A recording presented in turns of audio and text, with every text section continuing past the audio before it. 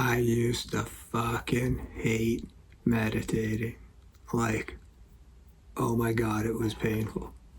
It was so hard to do. I couldn't believe it because I had so much of that myth within my mind that, oh, this just, you meditate and it just feels great.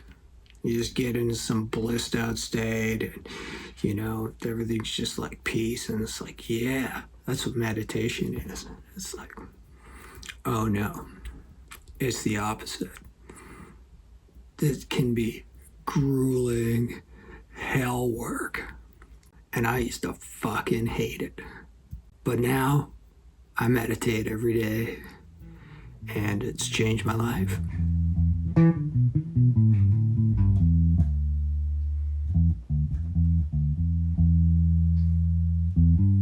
So the pain that I used to feel when I would meditate, I had this notion of this is what you have to do. Sit still and quiet with your eyes closed, some cross-legged position on the floor, some cushion, focus on your breath, was, whoa.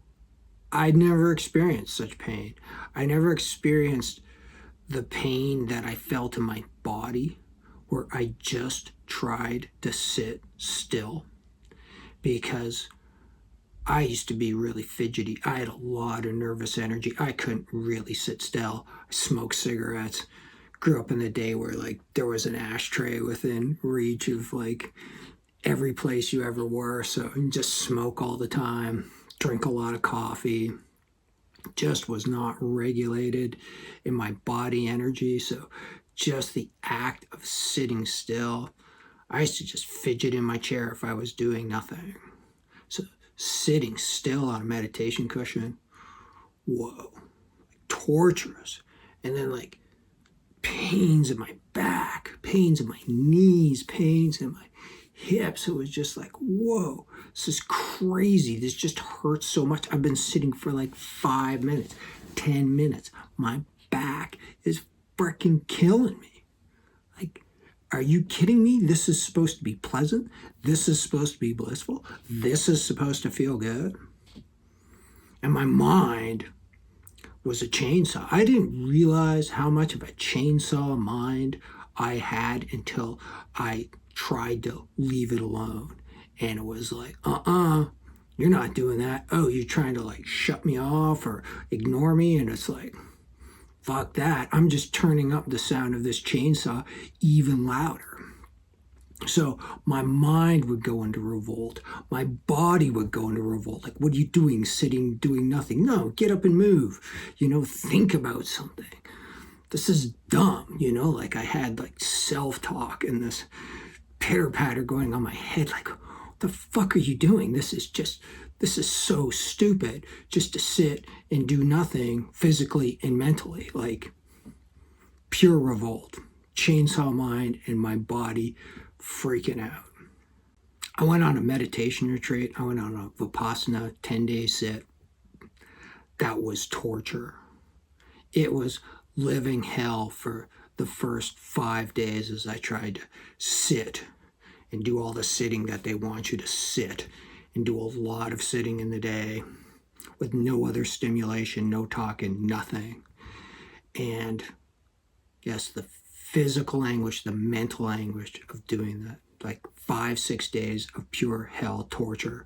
And then maybe the last 3 or 4 days of mild torture with glimpses of what this is all about, what this meditation thing can offer. Glimpses. Because the benefit of doing something like this long, extended, silent retreat, it's a little like boot camp, where they take raw recruits before running them into the army. They got to get them in shape. They got to get them disciplined. They got to learn how to take orders, do hundreds of push-ups, be able to run. They need to be physically and mentally and emotionally trained to be a soldier. So they run them through boot camp. And there's something about that meditation retreat that for me was a little like boot camp. And it took days of doing this very repetitive meditation where I went from the surface level of this mind that where I'd always been my whole life, So many of us, and myself, I was there. That's all I knew. That is all I knew of my mental state, was this agitated, active surface level of my mind that was just thinking about shit all day long. And that's what started to revolt and freak out, where you say, oh, you're going to leave me alone like hell you are. I'm going to get even more annoying and freak out even more, turn up the chainsaw noise on all of that. Once that slowed down and I was able to just access some kind of deeper vibrations, some vibratory states of being that I just never experienced before, that was a bit of a revelation. Even if it's you just get this glimpse. You just get a glimpse and you're kind of a little hooked because it's just so good. A great story I heard Alice Cooper, the old rock star, tell about learning how to golf. And he said that he was trying to quit drinking and trying to quit drugs, and he was in a bad way. And a friend took him out to a driving range to hit some golf balls, and he'd never golfed before, and he thought this was fucking stupid. And he hit 99 golf balls, and he just drove them right into the ground, and they didn't go anywhere, but then he hit one. And he said he just smoked this golf ball, and he said, I was hooked. And he's an avid golfer. The rest of his life, he's been a golfer. So I had a similar experience I know lots of people have with meditation, where you just get that taste. And then you see the possibilities. And then you're kind of hooked. But it didn't mean that I was then able to sit still and quiet with my eyes closed and reach these states, because I got back from my meditation course and it was still torturous. Even though I kind of learned a meditation technique, I was practiced at it, it was still freaking brutal to sit and do it on my own for an hour. And it wasn't too long till after that where my practice just basically evaporated, just kind of went back to nothing, because it was hard. It was hard to sit physically. It was hard to sit with my mind. But I was still inspired, because I still had this real thing about awakening, because I'd been listening to a lot of people talk about it. I'd been reading a lot of the books. I mean, I've read this stuff my whole life, kind of got into the old texts, reading, Tao Te Ching and the Upanishads, and just these old stories about, stories of the Buddha. What's it like to be awakened? What is awakening like? And that it inspired me. There was something inside of me that was some sort of calling, some sort of yearning, some sort of I have to know about this. I'm attracted to this. It's driving me. I was listening to Eckhart Tolle. I was listening to Adyashanti. I was listening to some of the new masters as well as the old sages, reading their stories. And they all point back to meditation or mindfulness, or there is this practice that's somehow part of the game. Maybe you can do it without kind of stilling your mind and getting past this, but it ain't freaking easy. The easiest path is to learn how to meditate, but I couldn't meditate. I would try again. I'd be all inspired. I'd read some book. I'd listen to some podcast or some book on tape. I'd be like, oh yeah, I'm so down with this thing. And I couldn't frickin' do it. I went to India in 2015 because I needed a little bit of inspiration. I needed to shake some things up. I wanted to go to the source. I wanted to go hear these teachings where they came from. So I went to northern India and I hung out with the Dalai Lama's crew for a little while, did a 10-day workshop at this great place called Tushita, which was an intro to Buddhism for Westerners, Tibetan Buddhism, the Mahayanas. I went down to Chennai in the south, and I studied with the Krishnamacharya folks, and he's one of the old OGs of the yoga movement in the 20th century. Krishnamacharya was the teacher of Pattabhi Jois and Iyengar, early 20th century, and he set up this yoga school in what was once called Madras, but which is now Chennai in southern India, and I was there for a month.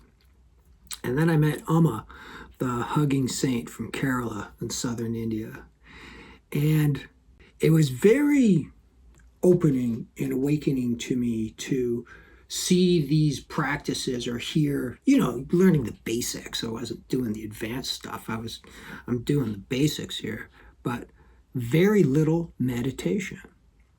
A lot of practice, but not just sit on a cushion, still and quiet with your eyes closed and focused on your breath.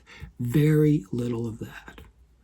The Tibetans, the Mahayanas, there was a lot of rational exercises. There was a lot of these guided meditations where you were led through a logical exercise that made you see why your mind was an illusion or something along those lines. And there was a lot of energy connection. It was like imagining energy coming out of your heart center and your throat and your third eye and connecting to like a Buddha or, one of these kind of like entities. The Krishnamacharya folks, they did all kinds of stuff because it's yoga. Yoga's got asana, yoga's got pranayama, yoga's got chanting. There was just a lot of study. There was just a lot of studying, reading the Yoga Sutras, and, there's 8 limbs of the yoga practice. 4 of them are meditative. You got asana, pranayama, the yamas and the niyamas, which are basically ethics and, kind of personal ethics and that sort of thing, how you conduct yourself in the world. But the higher 4 levels are all meditation. But the practice to get there was asana, pranayama, chanting, oming, studying, combinations of them all that would kind of get you into some like, whoa, weird kind of like blissed out states when you just did them all kind of combined together. They were really good at that. I learned some cool tricks. But the practice was not just meditation. And then going to see Amma. Amma's an amazing being. If you ever have a chance, go get a hug from Amma. Damn. Jolt of the good stuff. But it's so much about prayer. It's this bhakti yoga, they call it bhakti, which is prayer. You just pray. You just pray your face off to God or the gods or whatever it is. You just pray. You open your heart and open your heart to the heavens. But not a lot of meditation. Not a lot of just sit still and quiet with your eyes closed. So I came back and I was inspired to just continue all that I had learned. I spent 3 months over there, these various places and schools and practicing and staying in different places in between where I would just have some moments of practice. But I was inspired to just do this work on my own. So I set up a time every day where I would practice. And I started doing this in India while I was traveling. Traveling, you don't have much to do. Just staying somewhere in some little room so you can get up and do all this practice. When I got home, I kept it going. And it wasn't just meditation that I did. I just did all these other types of practice that I had learned. But what I developed and cultivated in my own life was just the practice of practicing. That I would get up early in the morning before everybody else was awake. I still had kids living at home, and our days consisted of getting up, going to school. I was going to work, that sort of thing. But I would take this time in the morning before anybody got up, and I would practice. And I would do all these different things, that sometimes different things on different days, but I would still have this time where I would either be doing some chanting or some prayer or oming or asana or pranayama or routines that were a combination of them all. The Krishnamacharya folks would give these practices that were a combination of them all. So it was asana, pranayama, chanting, prayer, meditation, all kind of combined. Gratitude practice, loving kindness meditations. I would just mix it up and do something different every day. But I was just dedicated to doing something. And looking back, one of the key things was just getting outside of this surface level of my mind where I live most of the time. And we all have this habit, and that's what we're taught to do. And we have this very strong ego mind chainsaw that's going all the time. Just get out of that somehow. Somehow do something to get out of that. And asana, physical yoga can be that breath work for sure, breathing practices, chanting, prayer, something to get out of that surface level of the mind. Any kind of practice will do, as long as it's kind of regular and something that you enjoy. Some mornings I wouldn't know what I would do, and I just kind of go with like, oh, what do I feel like doing this morning? Oh, I'm going to do some gratitude practice. Oh, I'm going to do that breath thing, that little sequence there. I'm going to do that. Yeah, that feels good. I wouldn't say, oh, this is the practice that I have to do every day, because my mind didn't like that. And it would get stubborn, and would get bored, and then it would revolt, and it would be like, fuck this, I don't want to do this. So I would just mix it up and let my mind, have some variety and do different things. And as I went along, week by week, month by month, I got into the habit of just doing a daily practice. And that led to just doing more meditation naturally, because in between doing a breath this or a chanting this or some prayer or oming or whatever it was I was doing, there would also be meditative moments. And I just went into mostly meditation. I just started to organically, naturally meditate through the practice of practicing, really. And I wasn't concerned about, oh, I have to have this right posture, and I have to sit on this cushion, and I have to do it like this, and that there's some way I have to meditate. I was like, fuck it, I'll just do whatever feels good. So I meditated on the couch. I'd go get a cup of tea, and I would sit and sip tea and meditate on the couch. I still do that. I still make a cup of tea in the morning and sip tea while I meditate. Not caffeinated anymore. I go green tea, but find caffeine makes me jumpy. Or even if I do, it's like then I have something to notice. But the thing that helped me was just the practice of practicing and the habit of doing it on a regular basis, till it got to the point where, it's hard not to do it. It's hard. My system and my mindscape and my emotions, like everything had gotten so used to just like, wow, I do this for an hour every morning. And if I don't, like, it's like my day is off now. Like, it's just, things are, yeah. So it became this habit, this thing that I need to do. I need to do my practice in the morning. I need to greet the day this way. And it's been a real gift. But I did it with gentleness. I did it by not forcing it, other than dedicating to just doing the practice time. But it didn't have to be a certain way.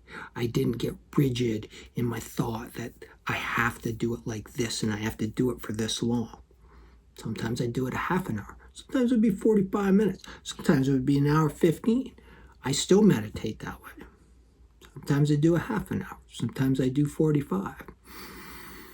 Sometimes my mind starts going, and it's like, yeah, okay, it's time to think the thoughts of the day, and it's time to, get up and, get going. And sometimes I sit for longer. I do get into a deeper meditative state the longer I sit. So, that is of great benefit. But it's just being dedicated to practicing, because you never master it. There's no mastery. It's not like, oh, I meditate. No, I practice meditation, because sometimes I do and sometimes I don't do it very well. But at least I'm sitting there and I'm trying. So I hope that's been helpful for any of you out there, inspirational, because you can do it too if you just dedicate to practice and just being a practitioner and not worry so much about the outcome, or it needs to be like this, or it needs to feel like this, because it's going to feel like all kinds of stuff all the time, because we're humans and we're pretty dynamic in this body, mind, spirit complex that we are. It's pretty dynamic, and it shifts and it moves a lot. So try to be gentle with myself. I try to just roll with whatever's happening. If I'm agitated, if I got some stuff in my life that's stressing me or making me upset, I just roll with it. I don't try to make that stuff go away, or I just incorporate it in there, listen to myself, listen to what I need. And that's the secret sauce, my friends. Listen to what you need. Listen to what is right for you, and let that be the guide. So drop me a note in the comments. Let me know what it is that you guys do. How's it been for your journey? Have you come to similar conclusions? Have you hit similar blockages and walls along the path, trying to still this chainsaw mind crazy sort of energy fields that we've been given to kind of roll with here? So let me know. It'd be good to hear from you. I'm easy to find. All contact and stuff like that's down below in the information. Good luck on your journey, my friends. Hang in there. Dedicate to just practicing, and don't worry so much about the outcomes. Just let it all flow. Okay.